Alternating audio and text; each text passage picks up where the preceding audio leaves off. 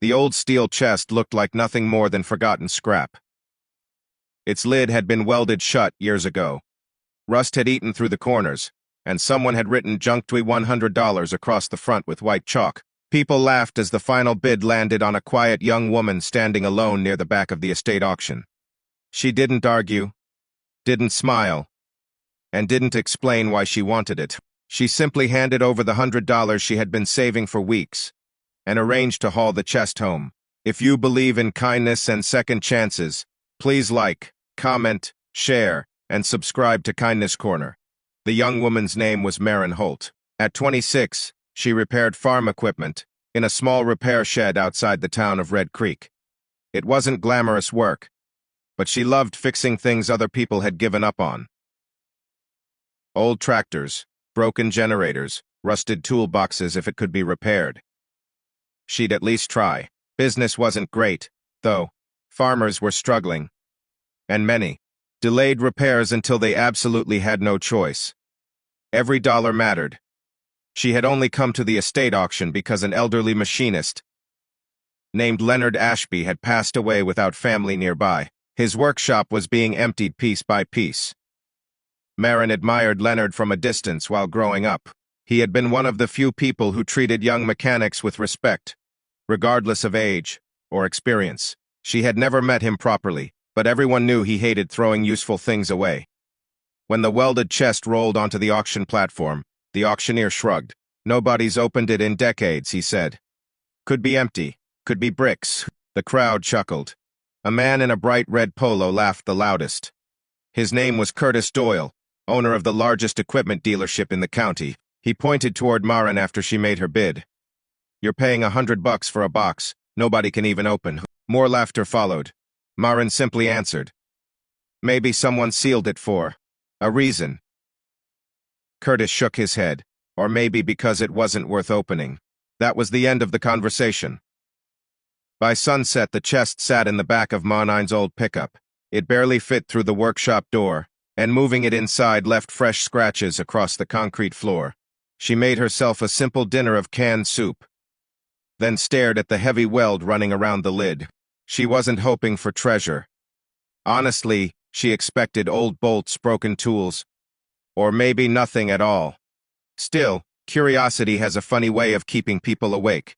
Just after 9 that evening, she rolled out her grinder, protective glasses, and welding gloves.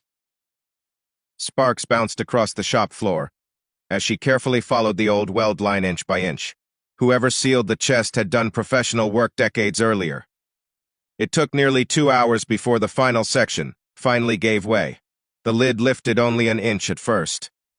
Dust escaped into the cool night air. Inside were dozens of carefully wrapped cloth bundles. Not gold, not stacks of cash, not jewelry. Maren slowly unwrapped the first bundle.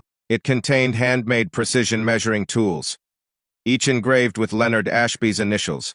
Another bundle held custom metal gauges. Then came notebooks. Hundreds of pages.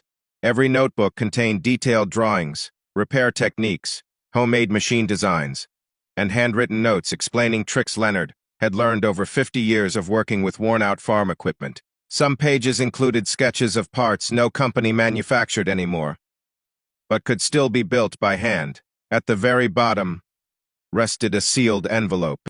Across the front, in faded ink, were simple words: "For the mechanic who still believes broken things deserve another chance." Maren sat quietly before opening it. Inside was a short handwritten letter. Leonard explained that he had welded the chest shut after retiring because too many collectors only cared about selling his life's work piece by piece. He hoped one day someone willing to put in the effort would earn what was inside instead of simply buying it easily. "If you opened this," the letter read, "you already proved patience matters more than luck." Maren smiled to herself. The next morning she returned to the auction office. Not to brag, but to ask whether Leonard had ever mentioned apprentices or local schools. Nobody knew much. Instead of hiding the notebooks away, Maren spent months organizing every drawing. She rebuilt forgotten repair methods and started teaching free Saturday workshops for teenagers interested in mechanical work. Farmers began bringing impossible repairs because she now knew techniques almost nobody else remembered. One afternoon, Curtis stopped by with an old grain drill. Everyone else had declared beyond saving. He stood awkwardly beside the shop door. I guess I laughed too soon. Maren simply nodded. We all miss things when we judge too quickly. She repaired the machine anyway and charged him less than expected. Word slowly spread not about hidden treasure, but about a mechanic who shared knowledge instead of keeping it locked away. Years later, people still talked about the rusty welded chest, but not because of what it contained. They remembered what Maren chose to do with it. Comment: kindness still exists, if you believe even one good act can change someone's life. If this story touched your heart, please leave a like and share it with someone who still believes kindness matters. Sometimes the greatest things hidden inside old boxes aren't valuable because they make us rich. They're valuable because they remind us that wisdom, patience, and generosity only grow stronger when they're shared with others.